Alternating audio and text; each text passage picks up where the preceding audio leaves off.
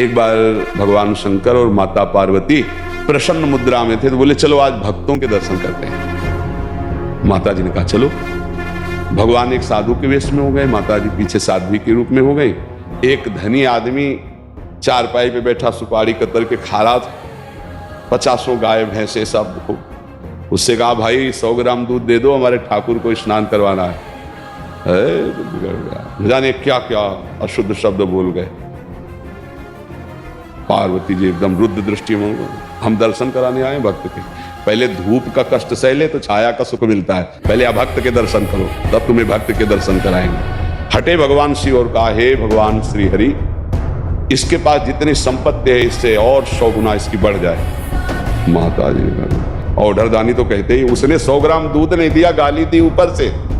और ये भगवान फिर भगवान बोले आओ चलते हैं तुम्हें भक्त के दर्शन कराने। तो एक गांव में गए, तो फुसा की झोपड़ी थी, उसमें उसकी माँ रहती थी। एक गाय थी, जवान आदमी, गंगा जी पार्श्व में बहती थी। गंगा नहा के भजन करता, माता की सेवा के लिए मेहनत करता, और गाय जो थी 100-200 ग्राम दूध देती थी, उससे माता जी की सेवा। भगवान शिव गए, भैया ठाकुर जी की सेवा के लिए 100 ग्राम दूध, तो थोड़ा दूध देती थी, पूरा दूध रख दिया, पाओ आप ऐसे पाया। थोड़ी देर भगवत चर्चा की, चल दिए और कहा हे भगवान इसकी गैया और मैया दोनों ले लो। अंबा जी को अब नहीं रहा गया, बोले जो 100 ग्राम दूध ले दिया उसको 100 गुना संपत्ति दे दी।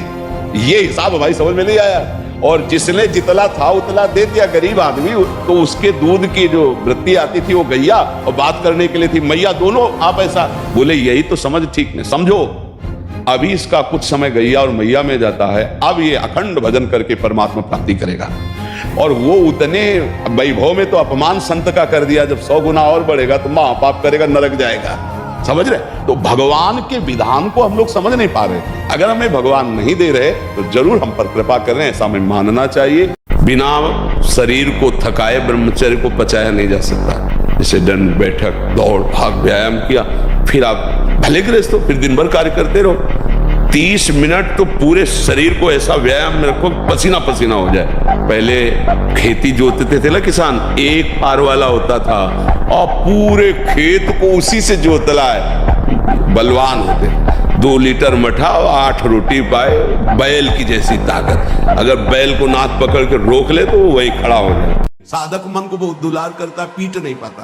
मन कहां से पीटा जाता है? इसकी मांग को ना कर दो, बस इसकी पिटाई शुरू हो गई। ये कहता है आज ये देख ले, हाँ बढ़िया, चलो चतुरासी जी शुरू करते हैं। ये कह रहा है ये चाहिए, उसके विपरीत नहीं। मन जिसको चाह रहा है वो चीज उसको ना दो तो उसको पीड़ा होती है, और उस पीड़ा को आप अपनी मान लेते हैं, इसलिए दुलार करते हैं। इस राशि को समझिए, आप इस बात से सावधान रहे कि इसकी चाल में ना फंसे, इसकी पिटाई जरूर करें।